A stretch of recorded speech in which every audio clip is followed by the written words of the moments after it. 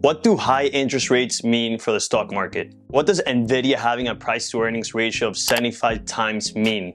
Are we in an AI bubble? What the is a bond? The financial world is very complicated, especially if you have no background from college or from work. I just finished reading probably the Bible of the financial world that explains all these topics and more. And that book is A Random Walk Down Wall Street. It has more than 400 pages full of technical financial concepts, stock market history, and even some personal finance topics. But in this video, I'll focus on my top 5 takeaways that the author mentions again and again throughout the book. So with that said, let's start with the first one.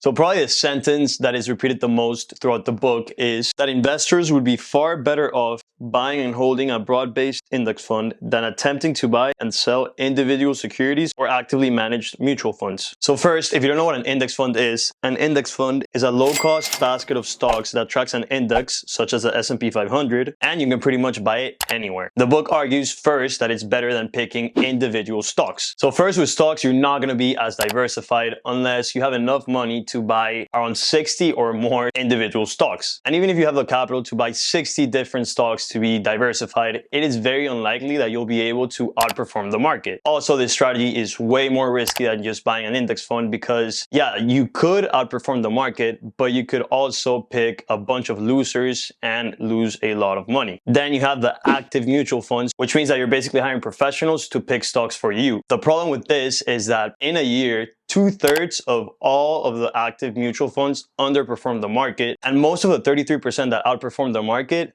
are going to underperform it in the year after. So in a 5-year period, over 90% of actively managed mutual funds are going to underperform the market. And what makes everything worse is that you're going to pay a heavy fee to these professionals for them to pick stocks for you. So the first lesson is to just buy index funds.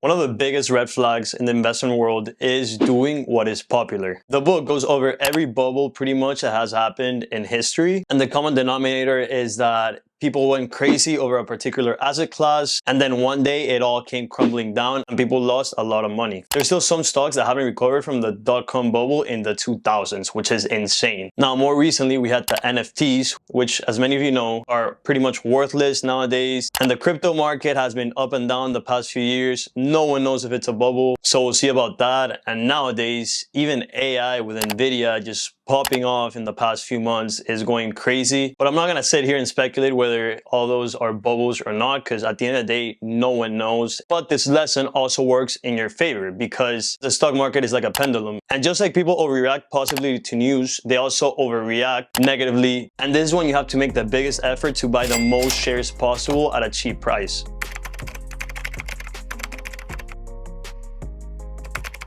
The third thing is that consistency is key when it comes to investing. The market is going to go up and down throughout the years, and there's no way to predict when it's going to happen. However, if you're young and have a long time horizon, Malkiel says that you're pretty much guaranteed to win over the long term. Malkiel shows that over 20 years, stocks have always gone up. The best thing you can do is something called dollar cost averaging. It can be $1,000 a month, or it can be as little as $10 a month, but it's important that you do it. Yeah, there's times that you're gonna buy at an expensive price when the stock market is high, but if it drops, you're gonna be able to buy shares very cheaply. He actually compares two people that both invested $1,000 per year for 5 years. The market went down first for the first person and then went back up, whereas for the second person, the market just went consistently up. And if you look at the gains, the first person actually did better because he bought cheaper when the stock market was down. So the best way to beat the market is just to buy consistently and to stay in throughout the ups and the downs.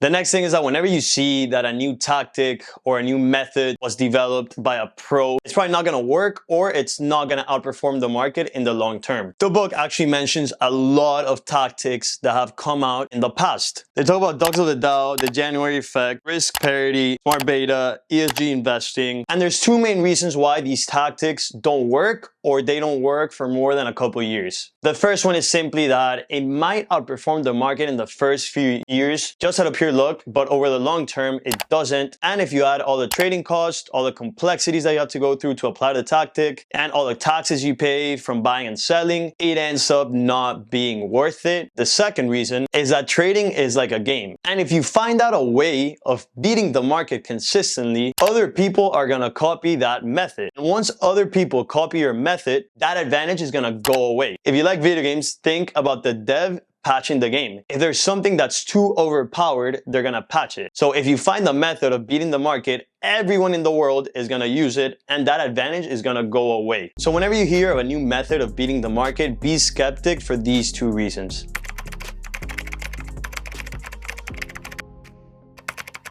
And the last one is that there's a financial instrument for basically anything. As a base, obviously you have your stocks and your bonds, but there's so many instruments out there that we have no idea about. If you want a tax advantage account for retirement, we've mentioned this a lot. You have your IRAs and your 401ks. If you want fixed income, you have your regular bonds, you have your tax-free government bonds, and you also have annuities. If you want to save up for your kids' college or higher level education, you can open a 529 plan. If you're saving for a wedding, for a car, or something in the medium term, you can open a certificate of deposit or a CD in a bank. If you want to protect your money against a period of high inflation, you can buy TIPS, which are Treasury inflation protected securities. And if you just want cash just in case for the short term, you have high yield savings accounts. At the end of the day, I believe the simplest you can go is the better. And I would only use these instruments if you've done enough research or if you've watched enough Talk to See.